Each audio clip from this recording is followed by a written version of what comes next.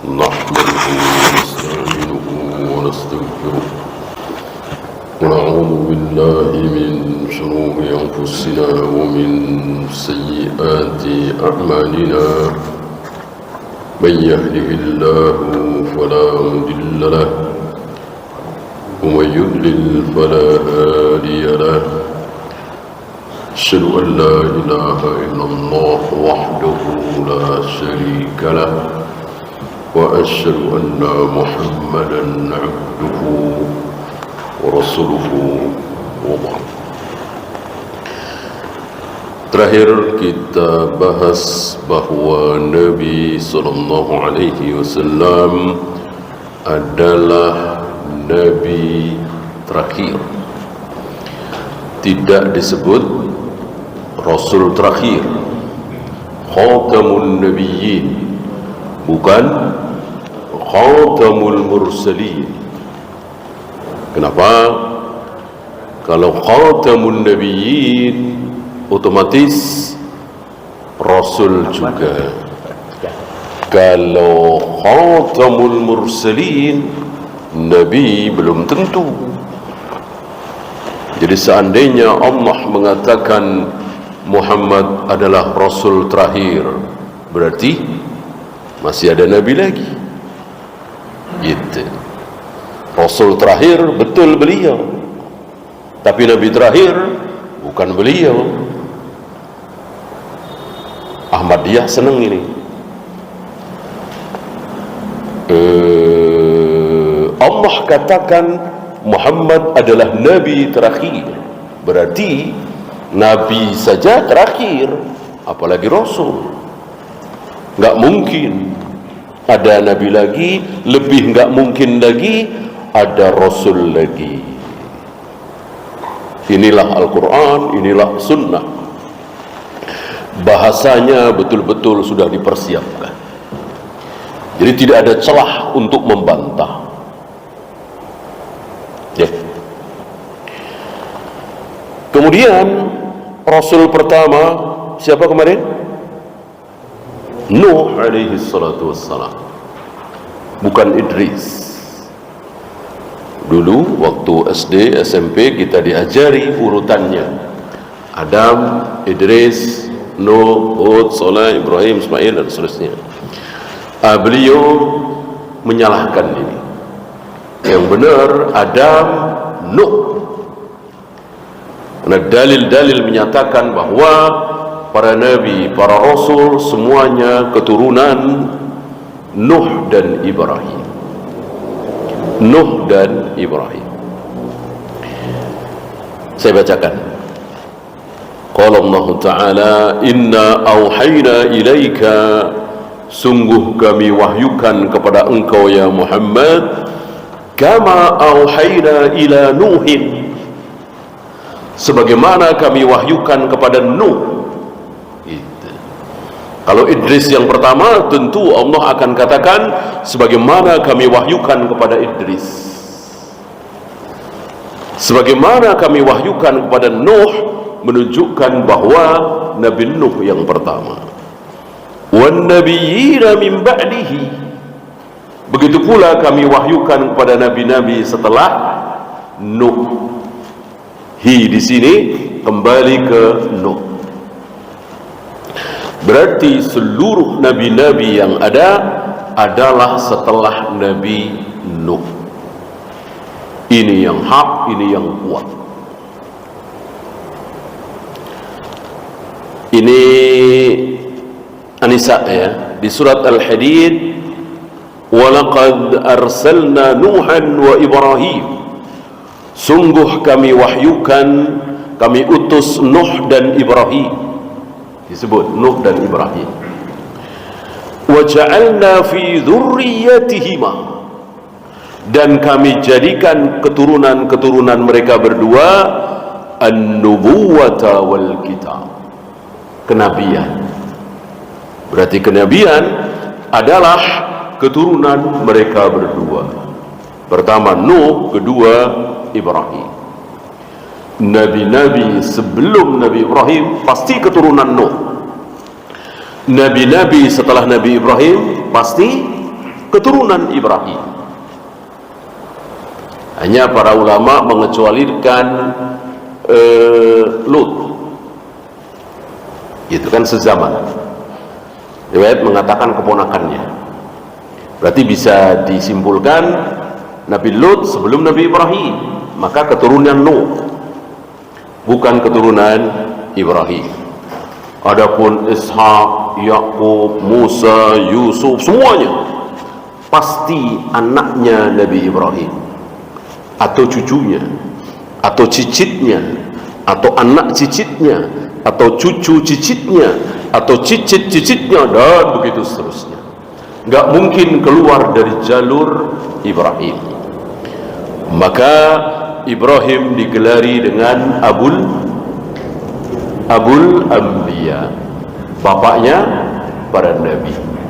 Seluruh para nabi, para rasul pasti keturunan Ibrahim alaihi salatu wassalam.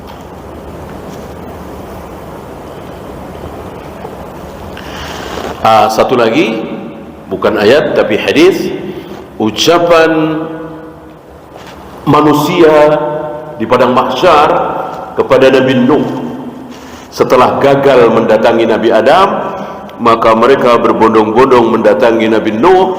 Ucapan pertama apa? Anta awwalu rasulin arsalahullahu ila ahlil ardh. Engkaulah rasul pertama yang diutus oleh Allah di muka bumi.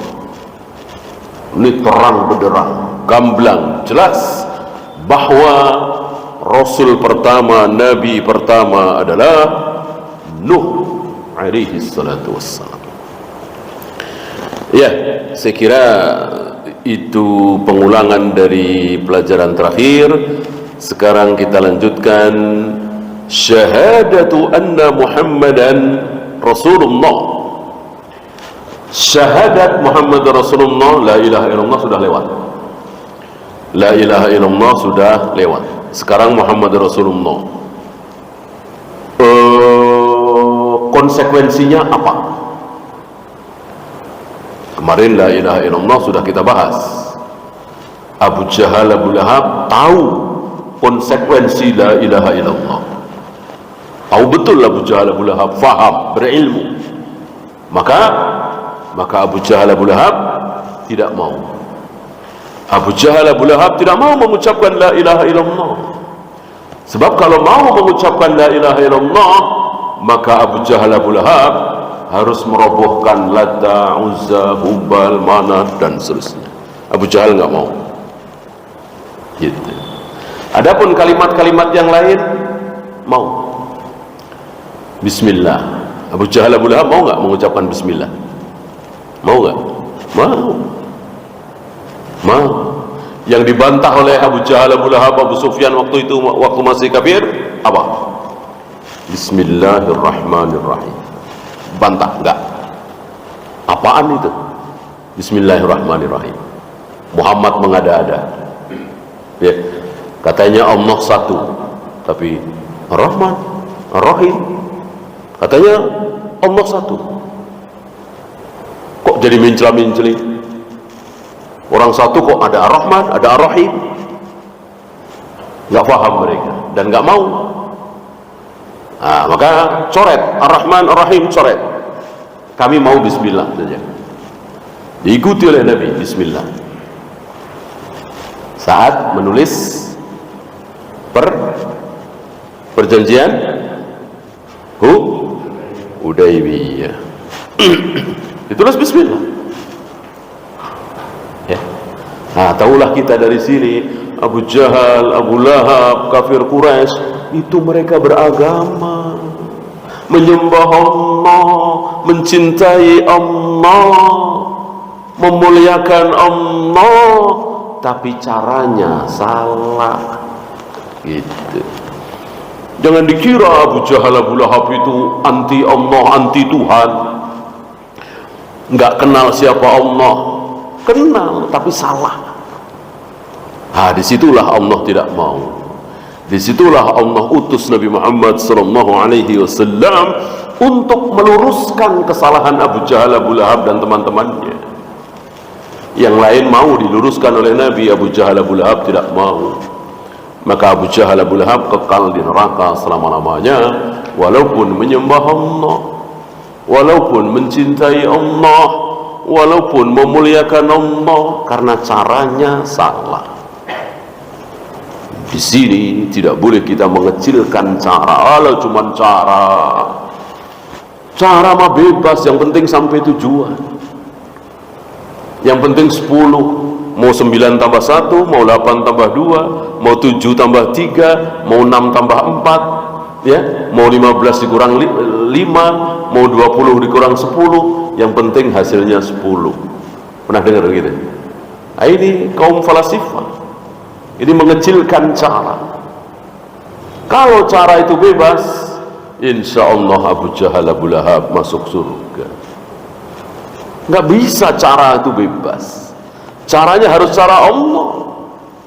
Ya kalau cara bebas boleh dong subuh 1 rakaat, boleh dong lempar jumrah 10 kali, boleh dong qiyamul lail puluhan kali, boleh, semuanya boleh kalau cara itu bebas.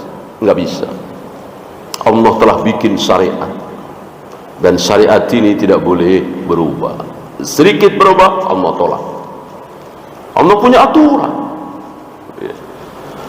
Aturan Allah mahal, tidak murah. Maka melanggar aturan Allah, tolak, diancam gitu. Cuman mengangkat kepala duluan sebelum imam mengangkat kepala. Bayangkan udah sholat berjamaah di masjid di awal waktu, cuman dia salah, imam belum mengangkat kepala, dia sudah mengangkat kepala duluan. Apa ancamannya? Kepalanya akan dirubah menjadi kepala keledai. Ya, ini pentingnya cara.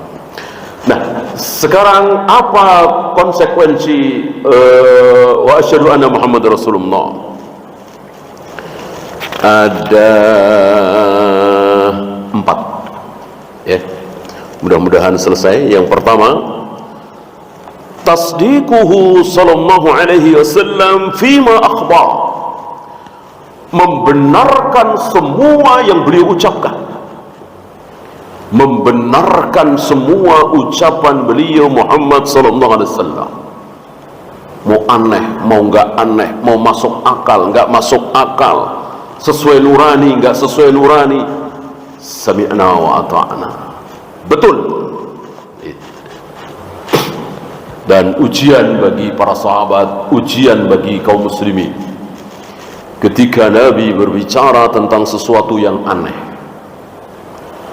dari Masjidil Haram ke Masjidil Aqsa, habis itu naik ke langit, di atas langit ke-7 ke Sidratul Muntaha, sampai di satu tempat yang hanya beliau yang pernah sampai ke tempat itu, Jibril saja nungguin di bawahnya. Tempat yang luar biasa tertinggi, yang di tempat itu seandainya Allah masih menulis, maka deritan pena itu akan terdengar oleh beliau. Ya, balik lagi ke Mekah. Ya. Berapa tahun, berapa bulan? Sepertiga malam, mungkin 2 jam, 3 jam. Aneh seaneh-aneh, luar biasa aneh. Ya. Maka beberapa sahabat diuji di sini. Yang baru-baru masuk Islam maju mundur, ragu. Abu Jahal, Abu Lahab tertawa terbahak-bahak, melecehkan Nabi SAW. Muhammad makin gila, makin stres. Ya. Maka hari ini kita berdakwah mengatakan Allah turun ke langit dunia setiap sepertiga malam, Allah bersemayam di atas ars. Mereka ngetawain kita, biasa. Nabi Muhammad Rasulullah SAW dibilang gila, stres, jadi bahan bulian, jadi bahan olok-olok. Disinilah tampil seorang manusia yang paling beriman di muka bumi setelah para nabi, para rasul.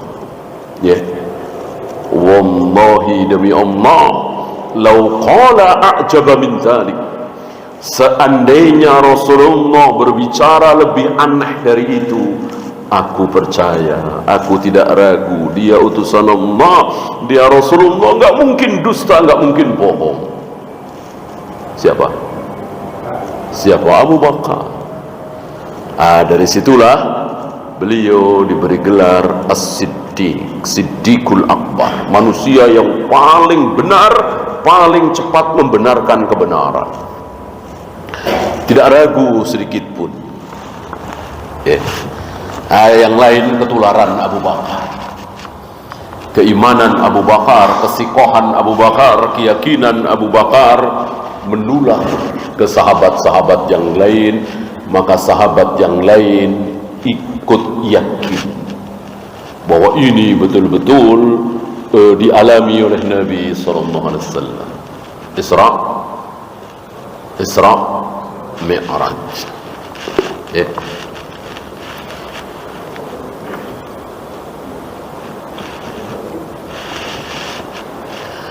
Yang lain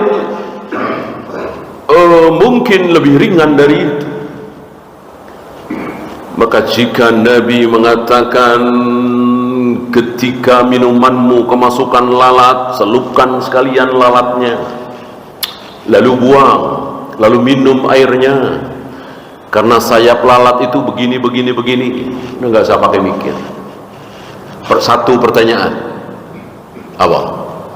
Sahih apa tidak hadis itu? Ketika sahih, nggak usah pakai mikir. Sabda Nabi SAW, nggak mungkin salah. Iya.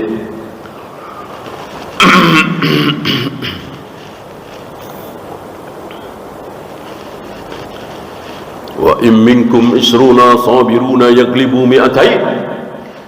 Jika ada di antara kalian 20 orang yang sabar, pasukan jihad, maka pasti akan bisa mengalahkan 200 musuh kafir.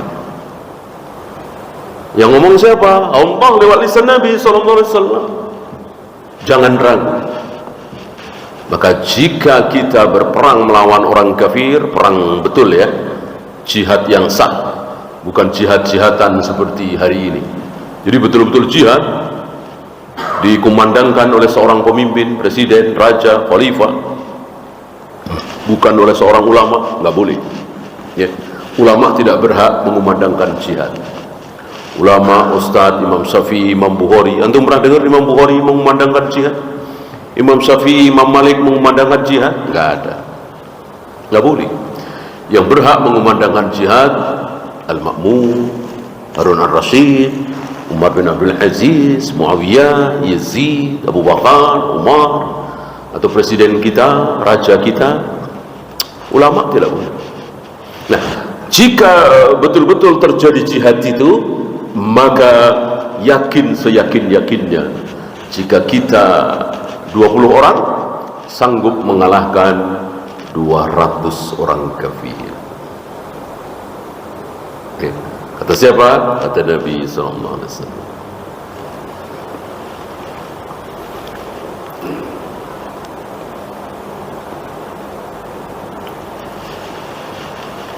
Beliau mengambil dalil surah Az-Zariyat, innahu lahaqqun misla ma annakum tantiqun.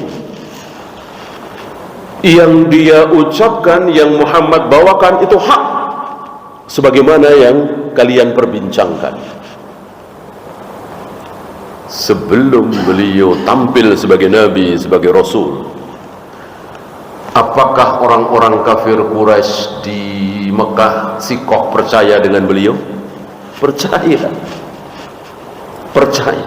ya. Jadi kejujuran beliau, amanahnya beliau, akhlak beliau itu dikagumi oleh manusia-manusia di Mekah hari itu, dari kecil, dari remaja ya. Kenapa sekarang sudah jadi Rasul? mendapatkan wahyu dari Allah, malah ditolak, malah nggak percaya, kan kebalik gitu.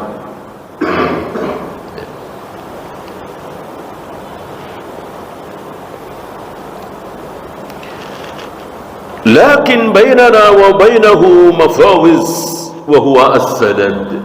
Tapi antara kami dengan beliau ada jarak, ada sanad, ada rawi. Kan kita tidak bertemu beliau. Kalau bertemu beliau selesai, seperti para sahabat ya. Nabi bilang begini, selesai. Nabi bilang begini, selesai. Nabi sudah wafat 1400 tahun yang lalu. Kita hidup hari ini, datang kepada kita, ini kata Nabi, ini sabda Nabi, ternyata dhaif, ternyata tidak sahih, ternyata maudhu, palsu. Disinilah kita butuh para ulama ahlul hadis, yang dengan ulama-ulama itu akhirnya kita tahu ternyata utlubul ilma walau bisin tidak sahih. Hubbul watan minal iman, bukan sabda Nabi. Doa yang lain banyak sekali. Ada hadis-hadis yang aneh. Ada hadis katanya barang siapa yang meninggal kok di perutnya masih ada kopi, maka dijamin masuk surga.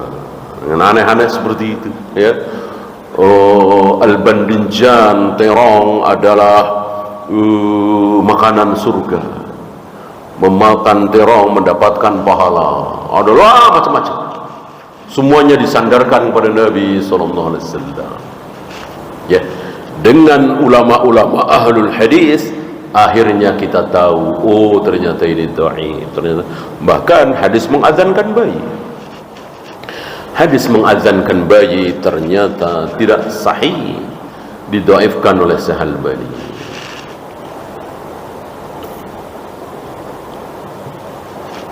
Ini konsekuensi pertama dari syahadat kedua. Wa asyhadu anna Muhammad Rasulullah. Seluruh ucapan beliau seaneh apapun wajib bagi kita percaya, tidak boleh ragu-ragu. Ya. Yang kedua, imtisalu amrihi sallallahu alaihi wasallam wa la nataraddad. Melaksanakan seluruh perintah beliau, jangan maju mundur. Nabi perintahkan sami'na wa ata'na, Nabi suruh sami'na wa ata'na. Ya. Cuman perintah Nabi dibagi dua. Ada yang harus kita taati, kalau kita nggak amalkan dosa kita. Ada yang kalau kita nggak amalkan tidak berdosa. Ya. Nabi khutbah, datang orang, khutbah Jumat ya, datang seseorang langsung duduk. Kata Nabi, sholat dulu 2 rakaat. Kebetulan orang ini taat.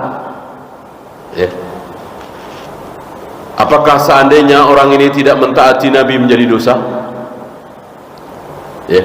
Kalau dosa berarti sholat 2 rakaat itu sholat apa namanya? Sholat apa? Sholat apa? Tahiyatul masjid. Tahiyatul masjid wajib apa tidak? Tidak wajib. Pendapat yang rajih tidak wajib. Ya, padahal perintah. Ya kan? Mana dalil? Banyak. Dalil terbesar ya ini ya, bahwa salat itu cuma 5 waktu. Salat wajib itu cuma 5 waktu. Ya Rasul, aku sudah baca syahadat, habis itu aku harus apa? Kata Nabi, salat 5 waktu. Hanya 5 waktu ya Rasul? Iya. Illa anta tatawwa' syai'an, kecuali kalau engkau mau menambah yang sunat-sunat. Gitu. Kalau enggak mau nambah ya enggak apa-apa. Berarti salat wajib cuma 5 waktu. Diperkuat riwayat lain, Nabi sedang memberikan muhadharah ceramah, datang 3 orang. Yang satu lihat-lihat, ada yang kosong, ada di depan kosong, dia ke depan. Yang satu lagi dia malu, maka duduk di belakang. Yang satu lagi pergi. Ya. Tiga-tiganya dikomentari oleh Nabi SAW. 2 orang tadi yang ikut ini di masjid ya, apakah dia sholat tahiyatul masjid? Tidak, dua-duanya tidak sholat tahiyatul masjid, dibiarkan oleh Nabi SAW. Ini menunjukkan bahwa sholat tahiyatul masjid tidak wajib ya. Wa ma kana li mu'minin wa la mu'minatin, ini dalilnya surat Al-Ahzab.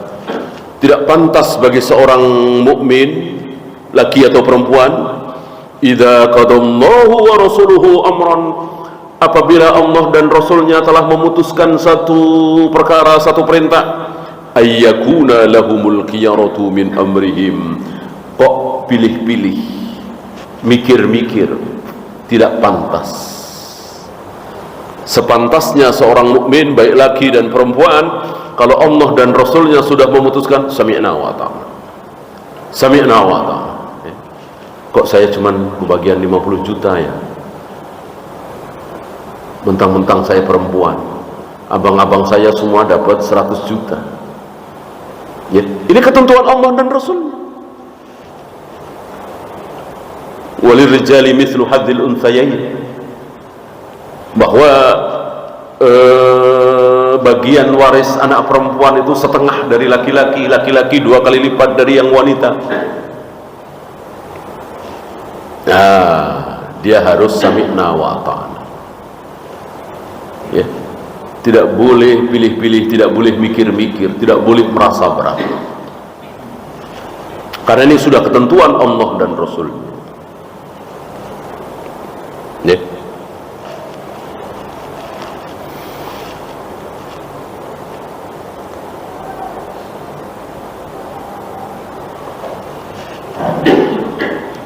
Asalis, yang ketiga,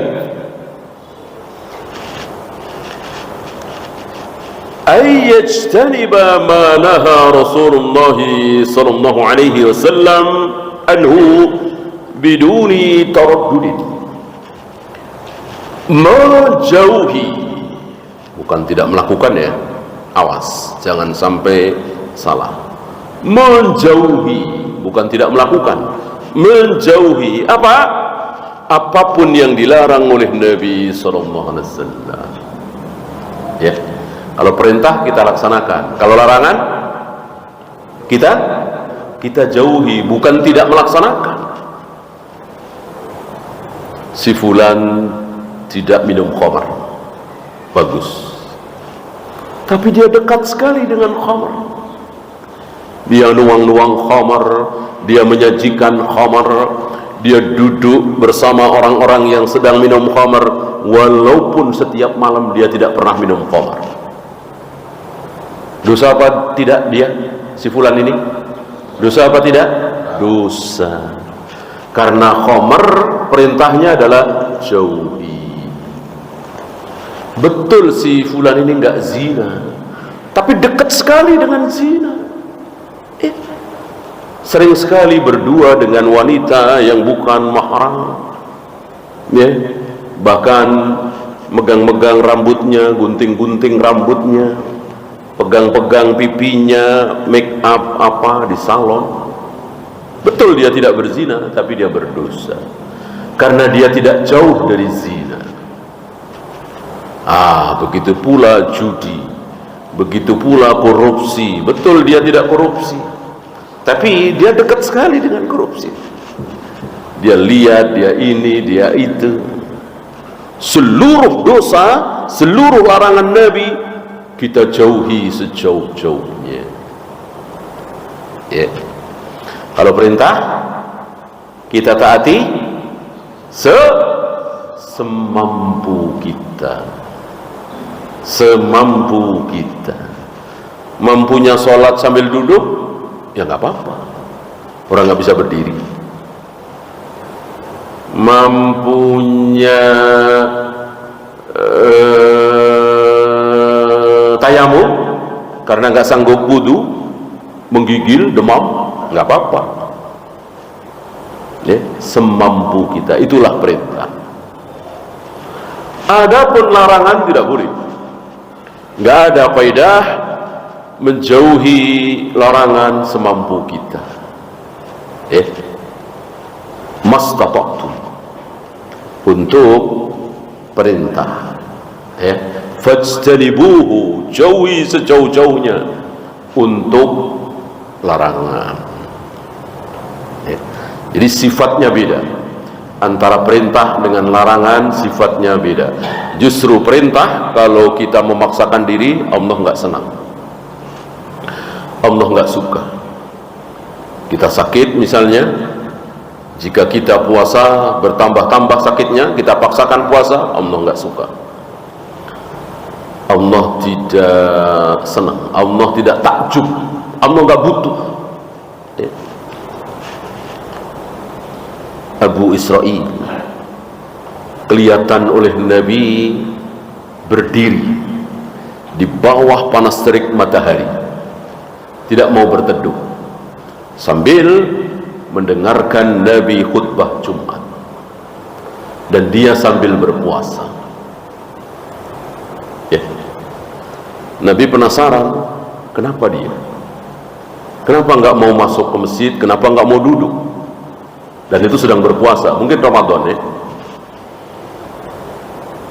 Dijawab, ya Rasul, dia bernadar untuk berpuasa dengan tidak berteduh, jadi seharian di bawah panas terik matahari dan sambil berdiri. Hebat banget ya. Bagi orang awam, hebat sekali, kuat sekali, nggak makan, nggak minum, terbakar panas matahari seharian dan berdiri terus. Butuh Allah? Allah nggak butuh, Allah nggak suka. Kata Nabi, suruh dia duduk, suruh dia berteduh, dan lanjutkan puasanya. Puasa memang hak, silahkan, tapi ingin mendapatkan pahala ridha Allah dengan cara berdiri, lari, apalagi jalan mundur, apalagi jalan kaki dari Jakarta ke Bandung misalnya, Allah nggak butuh. Maka jika bernazar dengan nazar-nazar seperti itu, jangan diteruskan. Kan suka ada ya anak-anak muda awam, saking senangnya, kalau saya lulus ujian, saya akan berjalan kaki dari Monas sampai Bogor misalnya. Bolehkah diamalkan? Nggak boleh. Karena nggak ada kebaikan, kecuali sedekah, puasa, berjalan kaki apa baiknya? Mubah-mubah saja kan? Nah, itu menyiksa diri. Sebagai gantinya harus membayar, kifarat. Merdekakan seorang budak, sudah nggak ada ya. Beri makan atau beri pakaian, boleh pilih, kepada 10 fakir miskin. Tidak bisa juga puasa 3 hari berturut-turut.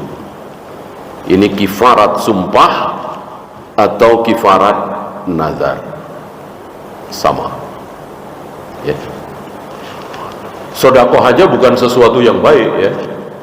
Kalau saya lulus ujian, saya akan sedekah 10 juta. Ini Allah juga nggak suka. Kata Nabi, sedekahnya orang apa? Sedekahnya orang pelit, orang bakhil. Mau sedekah 10 juta saja nunggu lulus ujian. Allah nggak suka.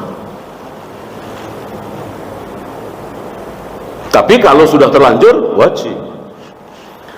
Kalau sudah terlanjur nazar seperti itu, wajib. ternyata lulus ujian, ya wajib melaksanakan nadarnya. Oleh karena itu, kalau mau nadar, jangan pakai iwal, jangan disangkut pautkan. Ya Allah, saksikan, bulan depan saya akan sedekah 10 juta. Nah, ini boleh. Ini tidak tercela. Yang tercela yang tadi.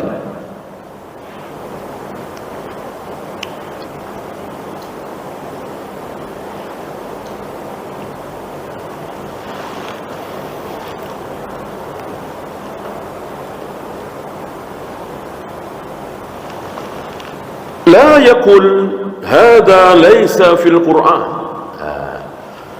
Jangan sampai ada yang mengatakan ini enggak ada di Quran. Ini enggak ada di Quran.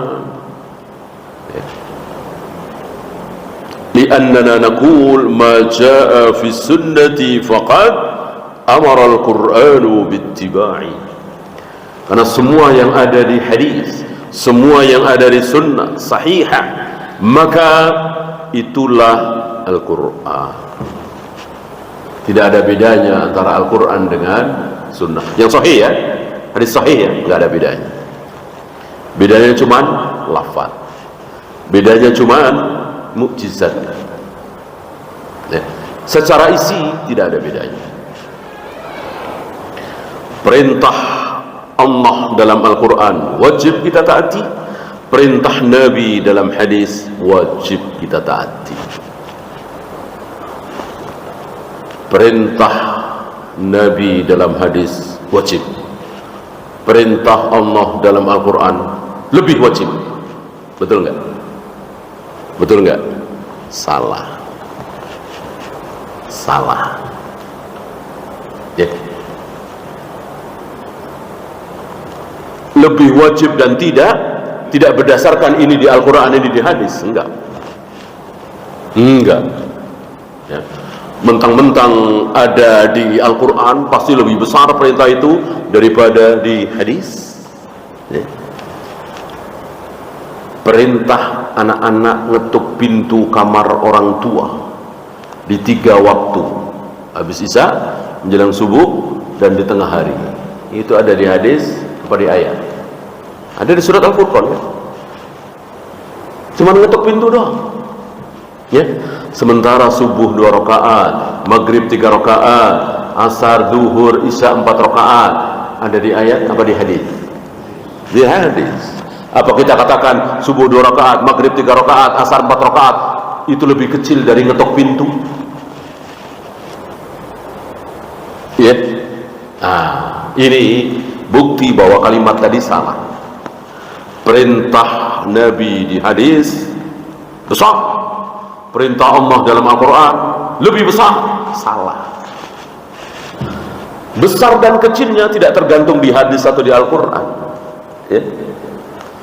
Gimana ancamannya, termasuk rukun Islam apa tidak, kemudian bagaimana afdoliyahnya, balasannya apa gitu. Jadi keliru kaidah tadi. Begitu juga larangan Nabi dalam hadis haram, larangan Allah dalam Al-Quran lebih haram. Ini pun benar apa salah? Salah. Jadi betul-betul Al-Quran dan hadis itu selevel dalam hal isi. Dalam hal isi nggak ada bedanya. Bedanya cuma dalam hal apa tadi? Lafaz. Lafaz Al-Quran mukjizat, dibacakan di depan orang yang sedang kesurupan, insya Allah bisa sembuh. Hadis enggak, karena kan enggak mengandung mukjizat. Kalau Al-Quran mengandung mukjizat, kita bacakan Al-Fatihah, Al-Baqarah, Ali Imran, An-Nisa, apapun, insya Allah yang kesurupan bisa sembuh. Kalau hadis enggak, antum enggak usah coba-coba ya. Ada yang kesurupan, antum bacakan An Abi Hurairah radhiyallahu anhu qala Rasulullah sallallahu alaihi wasallam ya, enggak. Beda dengan Al-Fatihah. Antum baca hadis 100 hadis dari pagi sampai siang sampai sore, baca 100 hadis Bukhari, Muslim, nggak tahu isinya, nggak tahu maknanya, baca doang, dapat pahala apa tidak? Dapat pahala apa tidak? Tidak. Tidak. Ya paling salawatnya ya, qala Rasulullah sallallahu alaihi wasallam, itu paling. Tapi antum baca alif lam mim, baru alif lam mim dapat berapa? Dapat 30 kebaikan. Baru alif lam mim, alif dan lam dan mim cuma 3 huruf. 3 kali 10 30. Apalagi seayat 2 ayat, 1 ain 2 ain, selembar 2 lembar, sesurat 2 surat. Itu bedanya. Adapun secara isi tidak ada bedanya sekali lagi.